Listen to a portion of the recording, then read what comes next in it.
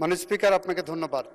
মাননীয় স্পিকার, আমি মোহাম্মদ আসাদুজ্জামান, মন্ত্রী, আইন, বিচার ও সংসদ বিষয়ক মন্ত্রণালয় প্রস্তাব করছি যে জাতীয় মানবাধিকার কমিশন আইন 2009 পুনঃপ্রচলন করিবার উদ্দেশ্যে আনিত বিলটি জাতীয় মানবাধিকার কমিশন রহিতকরণ ও পুনঃপ্রচলন বিল 2026 অবিলম্বে বিবেচনার জন্য গ্রহণ করা হোক। এত আগে বিবেচনা উত্থাপন করেছেন, এই ব্যাপারে একটি আপত্তি আছে। আবুল হাসনাত আবদুল্লাহ, কুমিল্লা 4, আপনার আপত্তি উত্থাপন করুন। 2 মিনিট সময়। মাননীয় স্পিকার, এই সংসদে আজকে যেই পাটাতনের উপরে দাঁড়িয়ে আছি, এই সংসদটি প্রতিষ্ঠিত হয়েছে, এই সংসদের সংসদ নেতা, বিরোধী দলীয় নেতা, এই সংসদের ট্রেজারি বেঞ্চে যারা উপস্থিত আছেন, প্রত্যেকে এই সংসদে আসার পথে যেই ক্রান্তিকালীন পর্যায় অতিক্রম করে এখানে এসছে, এই পুরো জার্নির পিছনে যে আইনটি জড়িত সেটি নিয়ে হচ্ছে আমরা আজকে আপত্তি উত্থাপন করছি এবং সেটির জন্য 2 মিনিট। এটা এক ধরনের, মাননীয় স্পিকার, এটা খুবই অপ্রতুল। আমরা এই সংসদে বিভিন্ন বিষয়ে প্রশংসা, এই সংসদে বিভিন্ন বিষয়ে অনেক সময় অপচয় হয়, কিন্তু জাতির সাথে সবচেয়ে গুরুত্বপূর্ণ বিষয়ের আমাকে যে 2 মিনিট সময় দেওয়া হয়েছে এটি অপ্রতুল। আমি মাননীয় স্পিকারের কাছে আবেদন জানাবো এই বিষয়ে টাইম কনস্ট্রেন্ট না করে আমরা আমাদের বক্তব্যটা যেন উপস্থাপন করতে পারি, সেজন্য আপনার অনুমতি প্রার্থনা করছি। মাননীয় সদস্য, সাধারণত আপত্তি উত্থাপন আগে সংসদগুলোতে 2 মিনিটে দেওয়া হতো, তবে আপনি যেহেতু বলেছেন আপনি আরো 2 মিনিট বলেন, 4 মিনিটের মধ্যে বক্তব্য শেষ করবেন। মাননীয় স্পিকার, এই যে আইনটি আজকে যেটি পাশ করানোর কথা বলা হচ্ছে, এটির মধ্য দিয়ে 2009 সালের জাতীয় মানবাধিকার কমিশনের যেই আইনটি সেটিকে রিস্টোর করা হবে। জাতীয় মানবাধিকার কমিশনের যে 2009 সালের যে আইনটি আছে, সে আইনের প্রয়োগ, সে আইনের যেই প্রয়োগ দীর্ঘ 17 বছর ধরে হয়েছে সেটি আমরা দেখেছি। জাতীয় মানবাধিকার কমিশনের নামে বিরোধী দল ও মতকে দমন কমিশন হিসেবে সেটি ব্যবহার করা হয়েছে।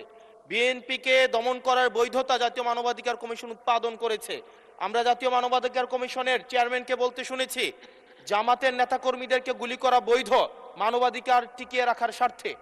আমরা জাতীয় মানবাধিকার কমিশন 2009-এ যদি চলে যাই, আমরা মাননীয় স্পিকার 2009-এ যদি চলে যায়, আজকে যদি 2025-এর অধ্যাদেশটিকে ল্যাপস করে দেওয়া হয়, এটি এই সংসদের জন্য আমাদের যে একটা আমরা ফরওয়ার্ডিং একটা মুভে ছিলাম, আজকে এই 2025-এর অধ্যাদেশটি ল্যাপস করার মধ্য দিয়ে জাতি আবার ব্যাকওয়ার্ডের দিকে যাবে এবং জাতি পিছিয়ে পড়ার একটা টেক্সট বুক এক্সাম্পল হিসেবে এই সংসদে এটি থাকবে। 2009 সালের জাতীয় মানবাধিকার কমিশন আদতে কোনো আইন না, এটা হচ্ছে সরকারি আরেকটা দপ্তর বানানো হয়েছে জাতীয় মানবাধিকার কমিশনকে। সেখানে স্পিকারের নেতৃত্বে যে সিলেকশন কমিটি করা হয়েছে, সেখানে স্বরাষ্ট্রমন্ত্রী থাকে, সেখানে আইনমন্ত্রী থাকে, সরকার দলীয় একজন এমপি থাকে এবং সেখানে মন্ত্রণালয়ের একজন সচিব থাকেন। অর্থাৎ একটা 6 সদস্য বিশিষ্ট একটা সিলেকশন বোর্ডের সেখানে 5 জনই হচ্ছে সরকার দলের। এখন একটা সরকার দলের একটা জাতীয় মানবাধিকার কমিশন, এটা হচ্ছে আমাদের আজকে আমাদের এলজিআরডি মন্ত্রী নেই, উনিই বলেছিলেন জাতীয় মানবাধিকার কমিশন হচ্ছে একটা মূলত বিরোধী দল কমিশন হিসেবে ফাংশন করে। এখন বিরোধী দল দমন কমিশন হিসেবে মাননীয় স্পিকার ফাংশন করে। মাননীয় স্পিকার, জাতীয় মানবাধিকার কমিশন যখন এটা বিরোধী দল মত দমন কমিশন হিসেবে ফাংশন করে, আদতে এই কমিশনটা কিন্তু আমরা যদি দেখি মানবাধিকার যেখানে যেখানে ক্ষুণ্ণ হয়েছে এগুলা কিন্তু সরকারি সংশ্লিষ্ট সংস্থা করেছে। সেখানে বিডিআর, র্যাব, তারপর আপনার বিভিন্ন বাহিনীদের সেখানে কিন্তু সরাসরি সংযুক্ত আমরা দেখেছি, তারা মানবাধিকারকে ক্ষুণ্ণ করেছে। কিন্তু 2009 সালের জাতীয় মানবাধিকার কমিশন আমরা দেখেছি, যদি বাহিনীর বিরুদ্ধে আপনি কোনো তদন্ত পরিচালনা করতে চান, তাহলে সেই বাহিনীর অনুরোধ সেই বাহিনীর পূর্বানুমতি আপনার লাগবে, সরকারের পূর্বানুমতি লাগবে। মাননীয় স্পিকার, সরকারের পূর্বানুমতি নিয়ে সরকার যে মানবাধিকার ক্ষুণ্ণ করবে, সেই মানবাধিকারের তদন্ত কতটা স্বচ্ছ হবে সেটা এই সংসদের প্রত্যেকটা সদস্যই সেই বিষয়টি জানে। আজকে সরকার দলের একজন মাননীয় সংসদ সদস্যের আজকে এই বিলের যে ল্যাপস করে দেওয়া হবে। ধন্যবাদ মাননীয় সদস্য। মাননীয় আইনমন্ত্রী, ধন্যবাদ। বসুন। মাননীয় আইনমন্ত্রী। স্পিকার, মাননীয় স্পিকার, মাননীয় আইনমন্ত্রী, বিরোধী দলীয় নেতা বলুন। মাননীয় স্পিকার, এই বিষয়টা স্বচ্ছ রাজনীতি এবং মানুষের জীবনের নিরাপত্তার সাথে অঙ্গাঙ্গিভাবে জড়িত। এই জন্য এই বিষয়ে তাকে কনক্লুশন করার জন্য অন্তত আরও 2 মিনিট সময় দেওয়ার জন্য আমি আপনাকে অনুরোধ করব। ধন্যবাদ আপনাকে। মাননীয় বিরোধী দলের নেতা, আমি অতীতের 6টি সংসদ দেখেছি, প্রত্যেকটি সংসদে 2 মিনিট টাইম দেওয়া হতো এবং সময় হলো যে যখনই স্পিকার ঘোষণা দেবে যে এবং অনুরোধ করবে সংশ্লিষ্ট মন্ত্রীকে বিলটি উত্থাপনের জন্য, তখনই দাঁড়াতে হয়, দাঁড়িয়ে বলতে হয় উচ্চস্বরে আপত্তি আছে। তখন যে আপত্তিকারী সংসদ সদস্যকে 2 মিনিট বলার সময় দেওয়া হতো। যাই হোক, মাননীয় বিরোধী দলের নেতা, আপনি আরো 2 মিনিট বলতে পারেন মাননীয় সদস্য। আমি আসলে এই সংসদে আজকে যদি 2024 সালের মে মাস হতো আর এই বিলটি যদি উত্থাপন হতো, তাহলে এই সংসদের এমন একজন ব্যক্তি নাই যে এটার বিরোধিতা করত, প্রত্যেকে এটাকে সাদরে গ্রহণ করত। আজকে সময় পাল্টিয়েছে। আজকে 2008 সাল, 2018 সালে আপনারা এই পাশে ছিলেন, আজকে ওই পাশে গিয়েছেন, আপনারা সংখ্যাগরিষ্ঠ হয়েছেন, আজকে এই বিলের বিরুদ্ধে আপনারা অবস্থান নিচ্ছেন।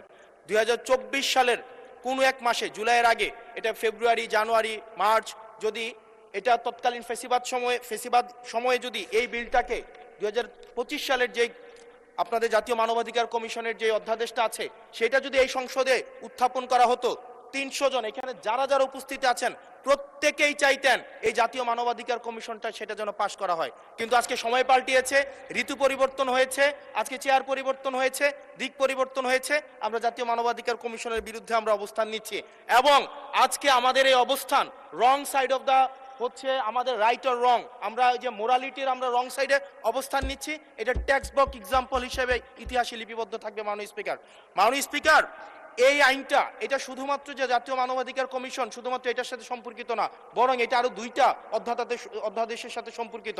এটা গুম অধ্যাদেশের সাথে সম্পর্কিত এবং আমাদের যে জুলাই গণ অভ্যুত্থান দায় এবং হচ্ছে আমাদের দায় মুক্তির যে অধ্যাদেশটা রয়েছে সেটার সাথে সম্পর্কিত। আজকে 2025 সালের জাতীয় মানবাধিকার কমিশন এটাকে ল্যাপস করার মধ্য দিয়ে আদতে বাকি 2টা অধ্যাদেশকেও এটা অর্নামেন্টাল করে ফেলা হয়। এটাকে আদতে সরকার এই পরবর্তীতে অধ্যাদেশগুলোকে রাজনৈতিক দমন পীড়নে যে ওয়েপনাইজ করবে না সেটির কোনো নিশ্চয়তা নেই। মাননীয় স্পিকার, মাননীয় স্পিকার, আমাদের সবচেয়ে বড়, আমরা ইতিহাস থেকে কোনো শিক্ষা নেই না। আমি এই সংসদে দাঁড়িয়ে, এটা হিস্টোরিক্যাল ডকুমেন্ট হিসেবে থাকবে, এটা এই বছর পাস না হোক, আগামী বছর পাস না হোক, সংখ্যাগরিষ্ঠতার দোহাই দিয়ে হয়তো এটাকে ল্যাপস করা যাবে, কিন্তু এই সংসদে জাতীয় মানবাধিকার কমিশন অবশ্যই পাস হবেই হবে। মাননীয় স্পিকার, ধন্যবাদ মাননীয় সদস্য। মাননীয় আইনমন্ত্রী, এখন আইনমন্ত্রীর turn. Want you speak, honourable minister? Yes, I want to. Let the I minister want to speak. reply. মাননীয় স্পিকার, আমার মাননীয় সংসদ সদস্য খুব সুন্দর সুন্দর বক্তৃতা দিয়েছেন। বক্তৃতাগুলো পল্টন ময়দান, প্রেস ক্লাব, ঢাকার রাজপথের জন্য, মুক্তাঙ্গন অনেক বেশি জুসি, অনেক বেশি প্রাসঙ্গিক। মাননীয় স্পিকার, আমার মনে হয় উনি সব পড়েছেন, শুধু বিলটা পড়েননি। এই বিলটা এনেছি, বিলটার প্রথম লাইনেই দেওয়া আছে